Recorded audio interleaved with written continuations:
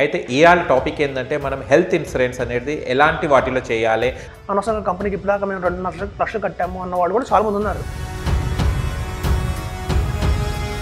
Hi hello నమస్తే, welcome to social post TV. నేను మీ anchor పప్పు. ఈరోజు మనతో స్పెషల్ గెస్ట్ ఉన్నారండి. ఆ గెస్ట్ ఎవరో కాదు, మన ఫైనాన్షియల్ అడ్వైజర్. కోర్స్ మనకి ఏదైనా తీసుకున్న వెంటనే కనుక ఏదైనా యాక్సిడెంట్లో పోయినా సంవత్సరం తర్వాత ఏమైనా ఎక్స్పైర్ అయితే నామినీకి ఆ అమౌంట్ రావాలి.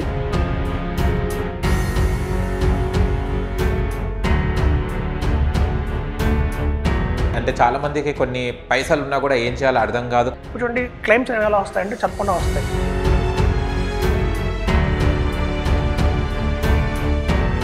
సో మనకి డిఫరెన్స్ ఒక 15,000 దాకా ఉంది. కొంతమంది మంత్లీ ఇన్కమ్ వస్తూనే ఉంటుంది, మనకి శాలరీ వస్తుంటాయి. కొన్ని మన అంటూ ఒకటి ఉంటుందంటే బ్యాంక్ దగ్గర కొన్నా, మీరు సపోజ్ ఆన్లైన్లో కొన్నా మీకు ఆఫ్టర్ సేల్ సర్వీస్ అనేది ఉంటుంది. కొంతమంది సేవ్ చేసుకోవాలి అమౌంట్ అని ఉంటుంది. ముందు హాస్పిటల్లో జాయిన్ అవుతామా వీళ్ళేమో గ్యారెంటీ లేదు. అండ్ ఎలాంటి జాగ్రత్తలు తీసుకోవాలి హెల్త్ ఇన్సూరెన్స్ గురించి? మీరు 5 lakhs పాలసీ తీసుకుంటారు, ఎందుకంటే దాని ప్రీమియం తక్కువ ఉంటుంది. ఒక మెయిన్ ఇంపార్టెంట్ ఏంటంటే మనకు హెల్త్ అనేది చాలా మెయిన్ ఇంపార్టెంట్. మనం హెల్త్ అంటే మనం హాస్పిటల్కి వెళ్ళినప్పుడు చాలా బిల్ అవుతుంటుంది, మనకు అర్థం కాదు, అప్పులు చేస్తుంటాం అలాంటి వాటి. చాలామంది అప్పులు చేసి ఉన్న ఆస్తులను పోగొట్టుకునే వాళ్ళు బేసికల్గా మన పేరెంట్స్ మన మీద డిపెండ్ అవుతారండి. చాలామందికి ఏంటంటే ఇప్పుడు నమస్తే సార్. నమస్తే అండి, ఎలా ఉన్నారు? బాగున్నానండి. చాలా మందికి చాలా తెలియదు. కొంతమంది అమౌంట్ ఎర్న్ చేస్తుంటారు మంత్లీ ఏదో చిట్టీలని లేకుంటే వివిధ రకాలుగా వేస్ట్ చేస్తుంటారు. అంటే ఇలాంటి వాటిని అరికట్టడానికి హెల్త్ ఇన్సూరెన్స్ దేంట్లో చేస్తే బాగుంటుంది సార్? అండ్ ఎలాంటి జాగ్రత్తలు తీసుకోవాలి హెల్త్ ఇన్సూరెన్స్ తీసుకునేటప్పుడు? అవునండి, యాక్చువల్గా మన హెల్త్ ఇన్సూరెన్స్కి వస్తే రోజుకి కాస్ట్ ఆఫ్ బాగా పెరిగిపోయింది. అంటే ఇప్పుడు చూస్తే ఒక 25 years బ్యాక్ మేము ఈ ఫీల్డ్ 25 years నుంచి చేస్తున్నామండి హెల్త్ ఇన్సూరెన్స్. స్టార్టింగ్లో 1995 ఆ టైంలో మనకి కంపెనీస్ పెద్దగా ఎక్కువ లేవు. ఒక రాయల్ సుందరం మన కంపెనీ ఉండేది, అలాగే new India insurance, United India insurance, ఇట్లా గవర్నమెంట్ సెక్టర్ నుంచి మనకి హెల్త్ ఇన్సూరెన్స్ అనేది వచ్చేది. ఆ రోజున చూస్తే మీరు 25,000 రూపీస్ సమ్మిష్డ్ అనేవాళ్ళు. అంటే ఏంటంటే ఎవరికైనా ఒక 25,000 కానీ 50,000 కానీ పోనీ ₹1,00,000 సబ్మిషన్ తీసుకుంటే ఆ రోజు పెద్ద గొప్ప. అది ₹1,00,000 హెల్త్ ఇన్సూరెన్స్ అంటే అమ్మో అనుకునేవాళ్ళు. వాటి కూడా ప్రీమియం అలాగే 6,000, 7,000, సంవత్సరానికి 9,000 అలా ఉండేదండి. ఎప్పుడైతే ఈ టెక్నాలజీ పెరిగిందో, అంటే చూడండి 1995తో కంపేర్ చేసుకుంటే ఇప్పుడు హాస్పిటల్స్ పెరిగిపోయినాయి. మన హైదరాబాద్లో చూసుకుంటే కనుక అపోలో వాళ్ళు కావచ్చు, మనకి ఇట్లా ప్రైవేట్ కంపెనీస్ కేర్ కావాలి, కిమ్స్ కానివ్వండి, చాలా బాగా వచ్చేసాయి. ఎప్పుడైతే మనకి ఈ హాస్పిటల్స్ అనేవి మంచి మంచి ప్రైమ్ లొకేషన్స్లో కడుతున్నారో, లైక్ గచ్చిబౌలి కావచ్చు, లేకపోతే సికింద్రాబాద్ కానీ మంచి మంచి లొకేటరీస్ కడుతున్నారో, అక్కడ ఏమైందంటే కాస్ట్ పెరిగిపోతుంది, ల్యాండ్ కాస్ట్ పెరుగుతుంది. సో ల్యాండ్ కాస్ట్ పెరిగింది, పైన కోట్లలో కట్టాలి. అలా కట్టిన తర్వాత ఏమవుతుంటే ఆటోమేటిక్గా మీకు ప్రైస్ పెరిగిపోతుంది. ఇప్పుడు చూడండి, ఒక 1995లో 25,000 రూపీస్ మినిమం పాలసీ ఇచ్చిన వాళ్ళం ఇవాళ మినిమం పాలసీ 5 lakhs ఇవ్వాల్సి వచ్చింది. ఎందుకు అంటే రూమ్ రెంట్స్. ఇప్పుడు చూడండి, హాస్పిటల్ రూమ్స్ కడతారు. రూమ్స్ కట్టిన తర్వాత ఏంటంటే దానికి ఒక నిర్ధారిస్తారు, ఓకే ఇంత ఈ రూమ్కి పర్ డే ఎంత తీసుకుంటే కానీ మనం పెట్టిన ఖర్చు మళ్ళీ మనకి బ్యాక్ రాదు. ఇప్పుడు చూడండి, ఒకప్పుడు ఆపరేషన్స్ డాక్టర్లు చేసేవాళ్ళు, ఇప్పుడు రోబోటిక్ వాడుతున్నారు. టెక్నాలజీ బాగా పెరిగిపోయింది. ప్రతి ఒక్కదానికి ఇప్పుడు ఆపరేషన్ థియేటర్ కాస్టే వాళ్ళకి కొన్ని లక్షల కోట్లలో అవుతున్నాయి. ఇంపోర్ట్ చేసుకోవాలి అవన్నీ కూడా. చాలా మటుకు ఏంటంటే పార్ట్స్ జర్మనీ నుంచి వాటి నుంచి మనకి ఇంపోర్ట్ చేసుకుంటారు. సో ఇంపోర్ట్ కాస్ట్ కూడా ఎక్కువైపోయింది. సో మెయింటెనెన్స్ కాస్ట్ ఎక్కువైపోయింది. ఇప్పుడు చూడండి, చాలా లగ్జరీస్గా వచ్చాయి. ఒకప్పుడు హాస్పిటల్స్ అంటే మనం అంటే హాస్పిటల్కి వెళ్ళాలంటే ఒక రకంగా ఇది వచ్చేది, ఒక భావన వచ్చేది, అంత పేషెంట్స్ ఉంటారు, సఫికేషన్ ఉంటుంది, అది అని. ఇవాళ హాస్పిటల్స్ని అలా గుర్తు తీసుకొచ్చారంటే ఒక 5 star హోటల్ గుర్తు తీసుకొచ్చారు. సో ఇట్లాంటి కాస్ట్లీ ఎప్పుడైతే అయిందో ఆటోమేటిక్గా ఈ ప్రీమియం అనేది సబ్మిషన్ పెరిగిపోయింది. మనం హైదరాబాద్ లాంటి దాంట్లో ఏంటంటే మినిమం 5 lakhs లేనిదే మనం ఒక హాస్పిటల్లో కళ్ళు పెట్టడానికి లేకుండా ఉంది. సో 30 సంవత్సరాల్లోనే మీకు ఇంత డ్రాస్టిక్గా చేంజ్ అనేది పెరిగింది. ఇంకా రాబోయే రోజుల్లో ఇది గణనీయంగా పెరుగుతుందండి. అయితే ఇప్పుడు ఏంటంటే హాస్పిటల్స్లో చాలామందికి తెలియని విషయం ఏంటంటే మన ఖర్చు ఏదైతే పెడతామో ఒక్కసారి చెప్పి రాదు.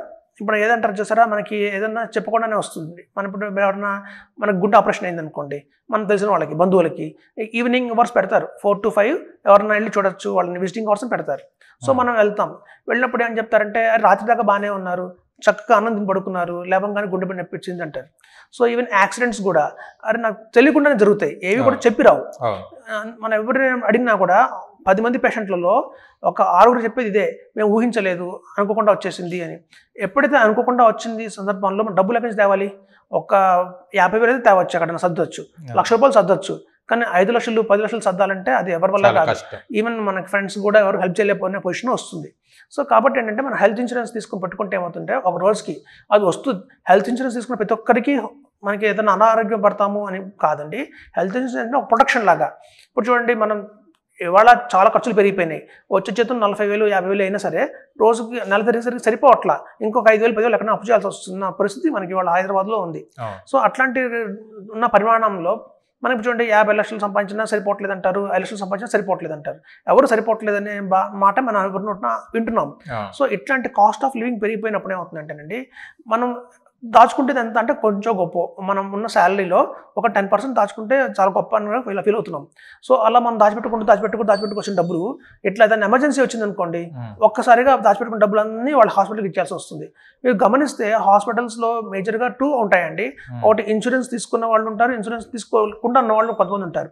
మనకేంటంటే అడ్మిట్ అవుతారు. ఇప్పుడు ఎట్లా అంటే మన హాస్పిటల్లో అడ్మిట్ అయినప్పుడు అడుగుతారు. సో మనం ఏంటంటే నిజ జీవితంలో ఖర్చులు బాగా పెరిగిపోతున్నాయి. సో మనం దాచుకునేదే 10% మన ఉన్న ఇన్కమ్లో దాచుకుంటున్నాం. ఆ 10% కూడా దాచిన 10% ఏదన్నా అనుకోని పెద్ద హాస్పిటలేషన్ ఖర్చు వస్తే ఒక దెబ్బకి మొత్తం వెళ్ళిపోతుంది. సో ఇప్పుడు మీరు చూస్తే చాలా మంది హాస్పిటల్స్లో 2 రకాలుగా ఉంటాయండి.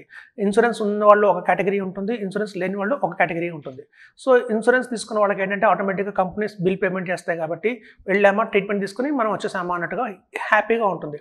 ఎవరైతే మనకి ఇన్సూరెన్స్ లేదో అప్పటికప్పుడు అరేంజ్ చేయాలంటే కొంచెం టైం అడుగుతారు. ఇవాళ ఈవినింగ్ ఆపరేషన్ పెట్టుకున్నా కూడా కొంచెం మాకు రేపు పొద్దున్న పోస్ట్పోన్ చేయండి ఆపరేషన్, మాకు ఇంకా డబ్బులు సర్దుబాటు కాలేదు అంటారు. ఈ లోపల వాళ్ళు వెళ్ళి ఉన్న బంగారాన్ని అంతా తాకట్టు పెట్టి ఏదైనా ల్యాండ్స్ ఉంటే వాటిని ఏదైనా పక్క వాళ్ళకి ఇచ్చి డబ్బులు తీసుకొని రావడానికి టైం పడుతుంది.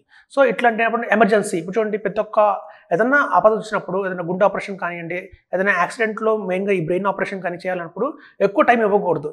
ఎక్కువ టైం ఇచ్చిన కొద్ది ఏంటంటే మనకి సక్సెస్ రేషియో తగ్గిపోతుంది, ఆపరేషన్ సక్సెస్ రేషియో. సో మన ఇన్సూరెన్స్ లేకపోతే ఏమవుతుందంటే ఆ డబ్బుల్ని మనం జమ చేయడానికి మనం చాలా టైం పడుతుంది అనమాట. సో ఎప్పుడు ఇన్సూరెన్స్ ఉందనుకోండి అలాంటి ప్రాబ్లమ్స్ రావు. ఇమీడియట్గానే క్విక్గా వాళ్ళకి ఏంటంటే ఆన్లైన్లో చెక్ చేస్తారు. ఓకే వీళ్ళకి ఇన్సూరెన్స్ ఉంది, ఒక 10 లక్షలకి ఇన్సూరెన్స్ ఉంది అంటే వెంటనే ఆపరేషన్ అనేది మొదలు పెట్టేస్తారు. సో ఆ టైం అనేది మనం బాగా తగ్గించిన వాళ్ళం అవుతాం. సో మన ముందు జాగ్రత్త కోసం మనం చూడండి సీట్ బెల్ట్ పెట్టుకోండి అంటారు, హెల్మెట్ పెట్టుకోమంటారు, ఇవన్నీ ముందు జాగ్రత్త. సో ఇది కూడా ఒక హెల్త్ ఇన్సూరెన్స్ కూడా చాలా ముందు జాగ్రత్తగానే మనం తీసుకోవాల్సి ఉంటుంది. అయితే చూడండి, మనం చూస్తున్న 30 ఏళ్ల క్రితం ఏదైతే 50,000 సరిపోతుంది అనుకున్నది ఇవాళ 5 లక్షలు అయింది. అదే మనకి ఫ్యూచర్లో ఇక్కడ నుంచి హెల్త్ ఇన్సూరెన్స్ ఎప్పటిదాకా కావాలి అంటే మనం బతుకున్నంత కాలం కావాల్సిందే. ఎందుకంటే మనం చెప్పలేము ఎప్పుడు ఏదో వస్తుందో మనకు తెలియదు. సో ఇప్పుడు మీరు చూస్తే చూడండి, ఒకప్పుడు మనం గుర్తుంచుకుంటే మన ఓల్డెన్ డేస్లో మన పేరెంట్స్ కావచ్చు, మన తాతలు కావచ్చు, వాళ్ళందరూ ఇళ్లలోనే పుట్టేవాళ్ళు. వాళ్ళు ఇళ్లలోనే పుట్టేవాళ్ళు. ఏదో ఒక రోజు ఇళ్లలోనే కొంచెం చాలా మంది ఎక్స్పైర్ అయ్యేవాళ్ళు. కానీ వాళ్ళు పుట్టడానికి హాస్పిటల్లో పుడుతున్నాం. పుట్టేది హాస్పిటల్లోనే, చివరికి వెంటిలేటర్స్ పెట్టి ఎండ్ ఆఫ్ ద డే కూడా హాస్పిటల్లోనే మనం పోతున్నారు చాలామంది. సో హాస్పిటల్ లేకుండా మనిషి జీవితం అనేది లేదు మనకు దీన్ని బట్టి అర్థమవుతుంది. కాబట్టి నేను అట్లాంటి హాస్పిటల్లో కనుక మనం చేరాల్సి వచ్చిన ఒక సందర్భం వస్తే, సో మనం ఖర్చు పెట్టాలి కాబట్టి, బాగానే ఖర్చు పెట్టాలి కాబట్టి ఒక కార్డు తీసుకోవడం అనేది మంచి ఉత్తమం సలహా అని చెప్తాం. సో ఇందులో ఏంటంటే ఒక 5 lakhs పాలసీ ఉంటుంది, 10 lakhs పాలసీ ఉంటుంది, 15 lakhs పాలసీ ఉంటుంది. ఇట్లా మనకు రకరకాల పాలసీస్ సమ్ ఇష్యూడ్ ప్రకారం ఉంటుందండి. అయితే రూమ్ రెంట్ బట్టి మనకి పాలసీ సమ్ ఇష్యూడ్ తీసుకోవాల్సి ఉంటుంది. ఇప్పుడు చూడండి 5 lakhs పాలసీ తీసుకున్నారనుకోండి, per day room rent 1% of the sum insured అంటారు. అంటే 5,000 రూపీస్ మనకి ఎలిజిబిలిటీ ఉంటుంది. ఇప్పుడు చూడండి, చాలా మంది హాస్పిటల్స్లో ఎలా ఉంటుందంటే ఒక సింగిల్ ఏసీ రూమ్ తీసుకోవాలన్నా 8,000 చెప్తున్నారు. కాంటినెంటల్ కానివ్వండి, కేర్ కానివ్వండి, అపోలో కానివ్వండి, ఏదైనా మంచి మంచి హాస్పిటల్స్లో సింగిల్ రూమ్ తీసుకోవాలి అంటే, ఏసీ రూమ్ తీసుకోవాలంటే 8,000 పైనే ఉంది. అప్పుడు ఇట్లాంటి టైంలో మనకి 5 lakhs పాలసీ అనేది సూట్ కాదు. వాళ్ళ 5,000 వాళ్ళు ఇచ్చినా ఇంకో బ్యాలెన్స్ మనం పెట్టుకోవాల్సి వస్తుంది పాకెట్ నుంచి. కాబట్టి ఏంటంటే ఇప్పుడున్న ప్రామాణిక ప్రకారం 10 lakhs ఒక సఫిషియెంట్ అవుతుంది. కానీ మనకి వాళ్ళు 10 lakhs అవుతుంది కదని చెప్పి మనం 10 lakhs పాలసీ తీసుకోకూడదు. ఎందుకు అంటే మనకి ఇవాళ సపోజ్ ఒక మనిషి ఉన్నాడండి, అతనికి 45 సంవత్సరాలు ఉన్నాయి. ఈ 45 సంవత్సరాలు అతనికి మళ్ళీ ఇంకో 40 సంవత్సరాలు కవర్ కావాలి. అంటే అతనికి 80-85 వచ్చిన వరకు మనకి సమ్ ఇష్యూడ్ అనేది కవర్ కావాలి. కాబట్టి ఏంటంటే ఇప్పుడే మనం రాబోయే ఖర్చులు కూడా దృష్టిలో పెట్టుకొని ఇప్పుడే ఒక 25 lakhs పాలసీ అలా తీసుకుంటే, 30 lakhs పాలసీ తీసుకుంటే అప్పుడు మనకి ఏమవుతుందంటే రాబోయే రోజుల్లో కూడా మళ్ళీ పెంచుకోకుండా సరిపోతుంది. ఇప్పుడు మనం 10 lakhs పాలసీ తీసుకుందాం అనుకోండి, ఏదైనా ఆపరేషన్ జరిగింది, మళ్ళీ కంపెనీ వాళ్ళని అడిగితే మనం రిక్వెస్ట్ చేస్తే మాకు సబ్మిషన్ సరిపోవట్లేదు మీరు పెంచండి అంటే వాళ్ళు పెంచరు. సో మనం తీసుకునేటప్పుడే మ్యాక్సిమం సబ్మిషన్ అనేది తీసుకోవాలి. సో ఇట్లాంటి టైంలో చాలా మంది ఏంటంటే ఆన్లైన్లో కొంటారండి. బేసిక్గా ఏంటంటే ఆన్లైన్లో కావచ్చు, బ్యాంకుల దగ్గర కొంటారు. ఈ బ్యాంక్ దగ్గర కొన్నా, మీరు సపోజ్ ఆన్లైన్లో కొన్నా మీకు ఆఫ్టర్ సేల్ సర్వీస్ అనేది ఉండదు. ఇప్పుడు చూడండి, ఒక మామూలుగా మనకి ఎండోమెంట్ పాలసీస్ ఉంటాయి. అంటే లైఫ్ ఇన్సూరెన్స్లో కొన్ని పాలసీస్ ఉంటాయి, ఎండోమెంట్ పాలసీస్ అంటారు వాటిని. అంటే మనకి ఏంటంటే మెచ్యూరిటీ టైంకి డబ్బులు వస్తాయి. అఫ్ కోర్స్ మనకి ఏదైనా తీసుకున్న వెంటనే కనుక ఏదైనా యాక్సిడెంట్లో పోయినా సంవత్సరం తర్వాత ఏమైనా ఎక్స్పైర్ అయితే నామినీకి ఆ అమౌంట్ రావాలి. అప్పుడు నామినీ కంపెనీకి వెళ్ళి అప్పుడు బ్యాంక్ వెళ్తే మనకు తెలియదు. బ్యాంక్ వాళ్ళు ఏమంటారంటే మేము అమ్మడం వరకే తప్ప సర్వీస్ మేము ఇవ్వలేమండి, బలానా కంపెనీకి వెళ్ళండి అంటారు. అవి కొన్ని బాంబేలో ఉంటాయి, కొన్ని హైదరాబాద్లో కూడా చాలా లాంగ్ డిస్టెన్స్లో ఉంటాయి. సో మీరు కనుక ఒక మంచి అడ్వైజర్ ద్వారా కనుక ఈ పాయింట్స్ అన్ని తీసుకుంటే ఏదన్నా సర్వీస్ ఇష్యూ వచ్చినప్పుడు మీరు వెళ్లకుండా, ప్రత్యేకించి మీరు ఆ కంపెనీకి వెళ్లకుండా మీ అడ్వైజర్ అనే అతను మీకు సలహాదారుగా ఉండి మీకు హెల్ప్ చేస్తాడు. ఇప్పుడు చూడండి క్లెయిమ్స్ ఎలా వస్తాయంటే చెప్పకుండా వస్తాయి. ఎమర్జెన్సీలో వచ్చినప్పుడు ఏంటంటే మనకి దగ్గర కార్డు కూడా ఉండదు. మనం ముందు అడ్మిట్ అయిపోతాం హాస్పిటల్లో. అప్పుడు మనకి ఏం పాలసీ ఉంది, మన దగ్గర ఏముంది అని మనకు గుర్తు కూడా రాదు. అలాంటి టైంలో ఒక అడ్వైజర్ ద్వారా మీరు పాలసీ తీసుకుంటే వెంటనే అడ్వైజర్ ఫోన్ చేస్తే మీది బలానా పాలసీ ఉందండి, మీ నెంబర్ ఇది, మీకు సమ్మిష్యూడ్ ఇది, సో మీరు అని డీటెయిల్స్ మనకి వెంటనే ఒక ఫ్రాక్షన్ ఆఫ్ హాఫ్ అన్ అవర్లోనే మనకి డీటెయిల్స్ అనేవి పొందడం జరుగుతుంది అనమాట. సో ఇట్లాంటివి ఏంటంటే కొన్ని రీఎంబర్స్మెంట్ కేసెస్ కూడా వస్తాయి. ఈ మధ్య మనకు బాగా తెలిసింది ఏంటంటే ఒకటి క్యాష్లెస్ ఉంటుందండి. అంటే మనం హాస్పిటల్కి వెళ్ళినప్పుడు కొన్ని ఆపరేషన్స్ ఎలా ఉంటాయంటే ముందే చెప్తారు, మీకు బలం రోజున డాక్టర్ ఫిక్స్ చేస్తారు ఆపరేషన్, అది ప్రీ ప్లాన్డ్ ఆపరేషన్స్ అంటారు. అంటే ఇప్పుడు చూడండి కొంతమంది గుండెని ఆయాసం వస్తుంది, 4 అడుగులు నడవగానే ఆయాసం వస్తుంది. అప్పుడు ఏంటంటే నాకు ఏదో తేడా అనిపిస్తుందని కొంచెం గమనిస్తారు ముందే. గమనించి మనం ఏదైనా థ్రెడ్బిల్ టెస్ట్ కానివ్వండి, ఎకో కానివ్వండి టెస్ట్ చేయించుకుంటే డాక్టర్ స్కాన్లో తెలుస్తుంది మీకు కొంచెం బ్లాక్స్ ఉన్నాయండి, కొంచెం ఆపరేషన్ చేస్తాను, అప్పటికి మెడిసిన్స్ వాడండి అని కొంచెం టైం ఇస్తారు మనకి. అవి ప్లాన్డ్ ఆపరేషన్స్ అంటారు. సో ప్లాన్డ్ ఆపరేషన్స్లో ఏంటంటే మనకి టెన్షన్ లేదు, మనకి ముందే హెల్త్ ఇన్సూరెన్స్ ఉంది కాబట్టి సో రోజు మేము వస్తాము, ఆ రోజు చేయించుకుంటాము, ముందే మనం డీటెయిల్స్ అన్ని ఇస్తాం, అది మీకు ఫ్రీగా అయిపోతుంది. కొన్ని ఏంటంటే ఎమర్జెన్సీలో వస్తాయి, మనం చెప్పకుండా వస్తాయి. ఆ టైంలో మన దగ్గర కార్డ్స్ అన్ని క్యారీ చేయం. సో అట్లాంటి టైంలో ఏంటంటే రీఎంబర్స్మెంట్కి వెళ్తాం. అంటే వాళ్ళ దగ్గర ఉన్న క్రెడిట్ కార్డ్ బిల్తో ముందు అమౌంట్ పే చేసేస్తారు, తర్వాత రీఎంబర్స్మెంట్కి వస్తారు. ఆపరేషన్ అంతా ఈ డిశ్చార్జ్ అయిపోయి ఇంటికి వచ్చిన తర్వాత నిదానంగా ఈ బిల్స్ అన్ని మన కంపెనీ ప్రొవైడ్ చేస్తే వాళ్ళు వెంటనే 15 డేస్లో వాళ్ళకి అమౌంట్ అనేది ట్రాన్స్ఫర్ చేయడం జరుగుతుంది. దీన్ని రీఎంబర్స్మెంట్ అంటారు. సో ఇట్లాంటి రీఎంబర్స్మెంట్ కేసెస్లో ఏమవుతుందంటే మనకున్న డాక్యుమెంట్స్ ఏదైతే ఉన్నాయో ఒరిజినల్ ఎక్స్రే కాపీలు, ఒరిజినల్ బ్లడ్ టెస్ట్ రిపోర్ట్లు, ఒరిజినల్గా డిశ్చార్జ్ సమ్మరీ ఇవన్నీ కూడా జాగ్రత్తగా పెట్టుకొని మనం కంపెనీకి ఇవ్వాల్సి ఉంటుంది. సో మనకు అప్పుడు ఆ టైంలో మనం వెళ్ళలేం కాబట్టి కంపెనీకి అటు మనం తిరగలేం కాబట్టి మన అడ్వైజర్ ఉంటే కనుక ఆ హెల్ప్ కూడా మన అడ్వైజర్ ద్వారా తీసుకోవచ్చు. ఓకే. సో బేసిక్గా హెల్త్ ఇన్సూరెన్స్ అనేది ఉండాలి. ఒక మంచి కంపెనీలో హెల్త్ ఇన్సూరెన్స్ తీసుకోవాలండి. యాక్చువల్ కంపెనీస్ ఇప్పుడు చాలా ఉన్నాయి. ఇప్పుడు యాక్చువల్గా ఒక 14-15 కంపెనీస్ ఉన్నాయి ఇండియా. ఏది బెస్ట్ కంపెనీ సార్, ఏది బాగుంటుంది మనకు? సార్ ఉన్న అన్ని కంపెనీలోకి ఇప్పుడు సౌత్లో చూస్తే ఇప్పుడు చూడండి కొన్ని కంపెనీస్ కొన్ని చోట నెంబర్ 1 ఉంటాయి. ఇప్పుడు మీ దగ్గర మీరేం మొబైల్ వాడుతున్నారు ఏమి అంటే మీరు ఏం చెప్తారు, ఎయిర్టెల్ వాడుతున్నారు అంటారు, కొంతమంది జియో వాడుతున్నాము అంటారు, కొంతమంది ఐడియా బాగుంటుందని అంటారు. సో ఈ నెట్వర్క్స్ కూడా ఎలా ఉంటాయంటే ఒక్కొక్క ఏరియాలో ఒక్కొక్కటి బాగా పనిచేస్తుంది. అరే మా లొకాలిటీలో జియో బాగా పనిచేస్తుంది, ఎయిర్టెల్ బాగా పనిచేస్తుంది అంటారు. మీరు గమనించారా?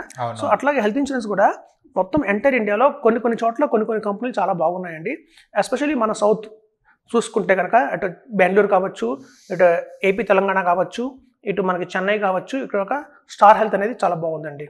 స్టార్ హెల్త్ కంపెనీ వాళ్ళ ఏంటంటే దగ్గర 10 కోట్లు వాళ్ళ టర్న్ ఓవర్ ఉంది. ఆ 10 కోట్ల టర్న్ ఓవర్ దగ్గర ఏ కంపెనీ కూడా లేదు. సో వాళ్ళకి హ్యూజ్ కంట్రీ వైడ్ కూడా వాళ్ళకి మీకు అలా అని చెప్పి నార్త్లో తీసుకోకూడదు ట్రీట్మెంట్ అని లేదు. ఈవెన్ బాంబేలో కూడా ఏదైనా ఎమర్జెన్సీ వస్తే జాయిన్ అవ్వచ్చు. సో వాళ్ళు ఇచ్చే క్యాష్లెస్ కార్డు మీకు ఎక్కడైనా సరే అందుబాటులో ఉంటుంది. త్రూఅవుట్ ఇండియా కూడా వ్యాలిడ్ ఆ కార్డ్స్ ఉంటాయి. నెట్వర్క్ హాస్పిటల్స్ ఉంటాయి, కాల్ సెంటర్స్ ఉంటాయి మనకి హెల్ప్ చేయడానికి. అది మనకి టెన్షన్ లేదండి. సో సౌత్ కనుక మనం ఉండేది సౌత్లో ఉంటాము అనుకుంటే మాత్రం star health is the best company చెప్పచ్చు.